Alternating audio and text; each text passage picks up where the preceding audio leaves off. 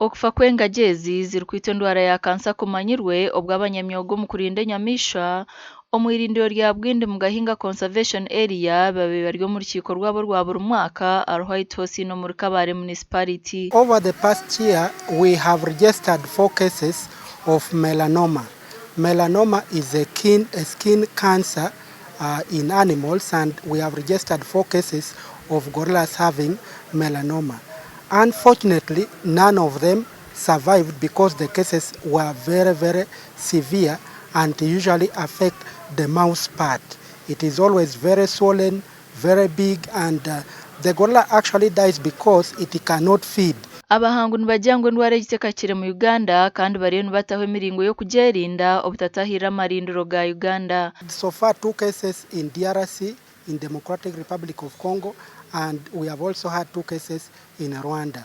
We have not yet had a case in Uganda, but you never know, anytime we can have it, but we are hopeful that it will not happen. Kurigirira abahangu endwara egiteri kuturira konka engagi zeri kukwata niziteganisibwa munonga ziremwa n'okurya. Melanoma is not contagious, but it is a kind of skin cancer which is caused by ultraviolet rays, the sun rays that will shine on your skin, and then you get that cancer. So it is not contagious, but we get them through the ultraviolet radiation. So if a gorilla from Rwanda crosses to Uganda, it won't, the gorillas in Uganda won't get it because it is not contagious.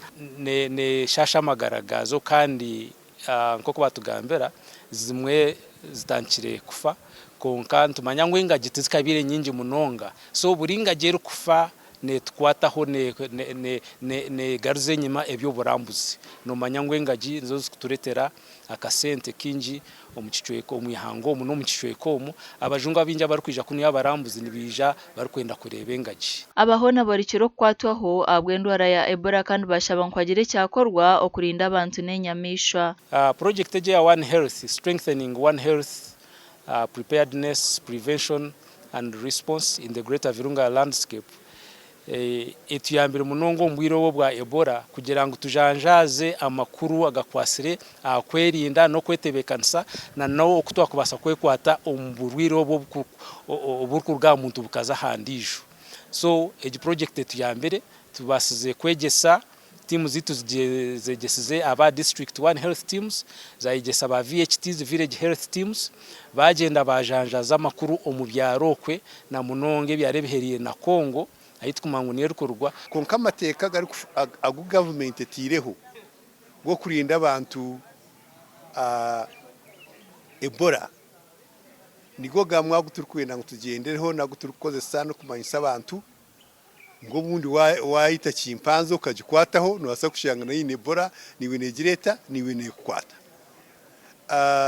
abandi rigenda batanikire kurera za chimpanzi wo kwiga wajita wagirya no wasa kuza kugirya ushange Ebola niwe kwate kandi rugemeta mu beka yawe nabandi bantu. Omunsi yona engagi n'ingashi mountain gorillas ziri kwika 13 nizo zisigireho kandi enyinjo mu ryezi nzishangwa mpaka ya Bwindi Impenetrable National Park omu district ya Kanungo mu Uganda. Amakuru agasha kwa Nelson Ahimsiwe.